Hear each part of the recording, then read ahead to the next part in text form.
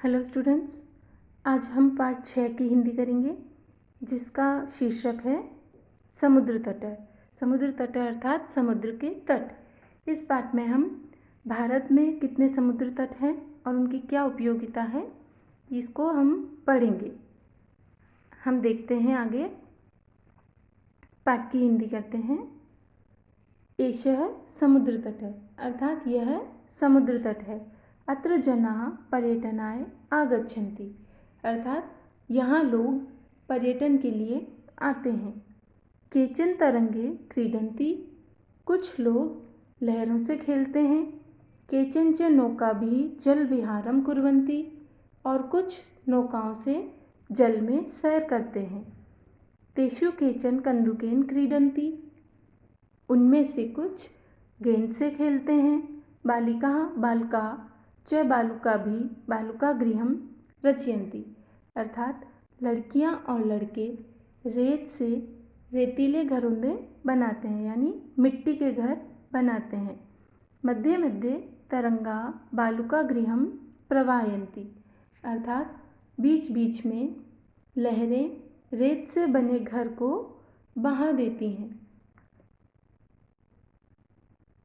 एषा क्रीडा प्रचलति एव अर्थात यह खेल चलता ही रहता है। समुद्र तटा न केवलम पर्यटन स्थानानि अर्थात समुद्र के तट न केवल पर्यटन के स्थान हैं बल्कि अत्र मत्स्य जीवन अपि स्वजीविकां चालयन्ति यहाँ मछुआरे भी अपना रोजगार चलाते हैं। अब हम आगे देखते हैं। अस्माकं देशे बहवः समुद्रतटाः सन्ति अर्थात हमारे देश में बहुत से समुद्र तट हैं। एतेषु मुंबई, गोवा, कोच्चि, कन्याकुमारी, विशाखापत्तनम, पुरी तटाः अतीव प्रसिद्धाः सन्ति अर्थात इनमें से मुंबई, गोवा, कोच्चि, कन्याकुमारी, विशाखापत्तनम और पुरी के तट बहुत प्रसिद्ध हैं। गोवा तटः विदेशी पर्यटकेभ्यः समाधिकं रोचते अर्थात विदेशी पर्यटकों को गोवा का तट ज़्यादा अच्छा लगता है। विशाखापट्टनम तटः वैदेशिक व्यापाराय प्रसिद्धः अर्थात विशाखापट्टनम का तट विदेशी व्यापार के लिए प्रसिद्ध है। कोच्चि तटः नारिकेलफलेभ्यः ज्ञायते अर्थात कोच्चि का तट नारियल के फलों के लिए जाना जाता है। मुंबई नगरस्य जुहू तटे सर्वे जनाः स्वैरं विहरन्ति अर्थात मुंबई नगर के जुहू तट पर लोग स्वच्छंदता से घूमते हैं। स्वैरम यानी स्वच्छंदता से, विहरन्ति घूमते हैं।